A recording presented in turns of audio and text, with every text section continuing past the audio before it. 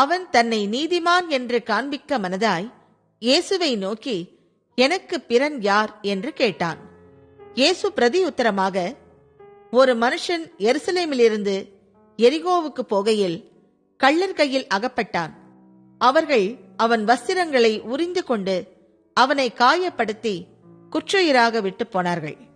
அப்பொழுது தற்செயலாய் ஒரு ஆசாரியன் அந்த வழியே வந்து அவனை கண்டு பக்கமாய் விலகி போனான்.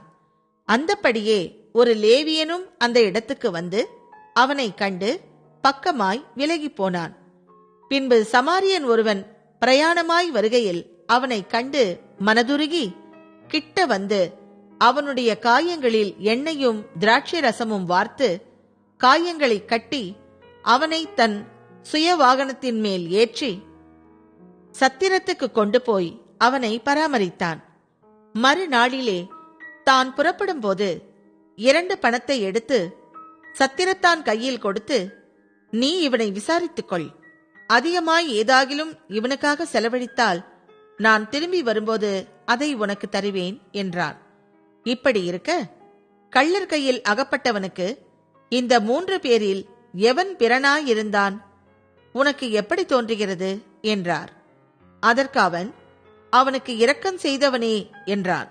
அப்பொழுது இயேசு அவனை நோக்கி, நீயும் போய் அந்தப்படியே செய் என்றார்.